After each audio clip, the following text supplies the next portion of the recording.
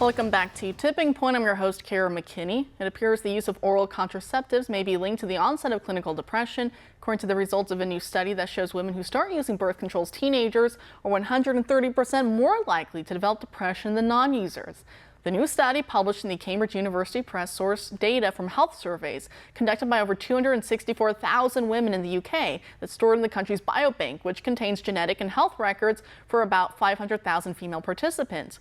Researchers found a pronounced risk of depression in the first 2 years of using oral contraceptives, especially when patients begin taking the pill at or before they reach the tender age of 20 due to hormonal changes stemming from puberty.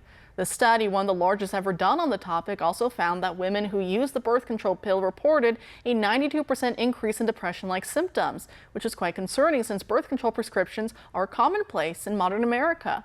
About 65% of women aged 15 to 49 in the U.S. used some form of contraception between the years 2015 and 2017, according to the Centers for Disease Control and Prevention. More than 12% of those women specifically used birth control pills, whereas another 10% used other contraceptives such as injections or various intrauterine devices. The risk of developing depression drops after the first 2 years of contraceptive use. However, even teenagers who stop taking the pill are facing higher rates of depression than those who don't take these drugs at all, according to this study and other research in recent years.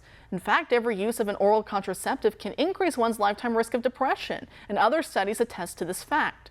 Back in October of 2019, research published in the medical journal JAMA Psychiatry showed that 16-year-old girls who were on oral contraceptives had more issues with crying, eating, and sleeping than their 16-year-old counterparts who didn't use these medications.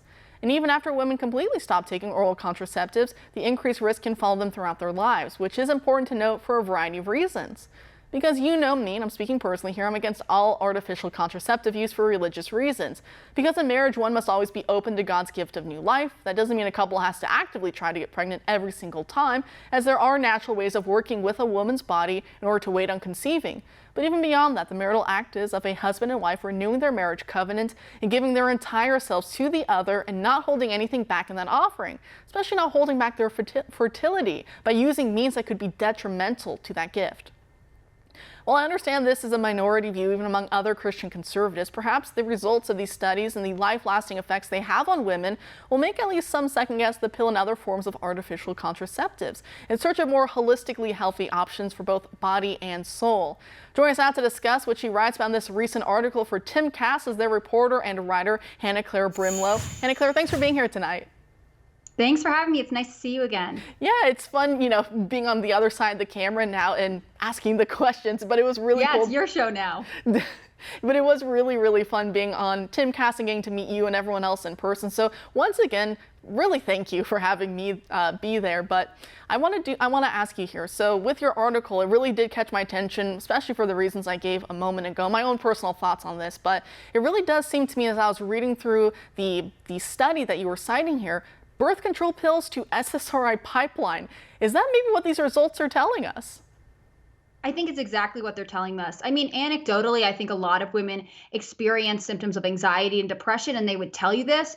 But the sad fact is when they go to their doctors, they get written off as being hypochondriacs, right? They say these things aren't real. But we have data that proves that birth control is linked to risks in depression. Why would we put tens of thousands of women on these pills if we are still unsure of the effects? And when the effects are proven, we deny them. That we do, and I know sometimes on the right, not to hit too hard because I don't like striking right necessarily, but you hear a lot the joke about white women, especially white liberal women, and we can show the comparison charts of all the pills that they're on, the happy pills so-called, for depression, anxiety. And then of course last year big studies showed that these SSRIs actually don't help with depression. So a lot of people have been dumping even more chemicals into their bodies. But maybe if we kind of step back for a second, should we look and say, wait, maybe this is a sign of there being something deeper? Of course we know morality and societal issues. We know why a lot of people, especially a lot of women, are ailing spiritually, and maybe they mistake that for having a chemical imbalance in the brain. But do you think maybe we should also look and then say, maybe a lot of them have been severely impacted by drugs like this? A lot of teenage girls, 15, 16 years old, their doctors say, oh, acne? Here, take birth control. Oh, you have cramps? Take birth control. Do you think maybe that these pills later in life maybe should point us back to the root of some of this for teenage birth control use?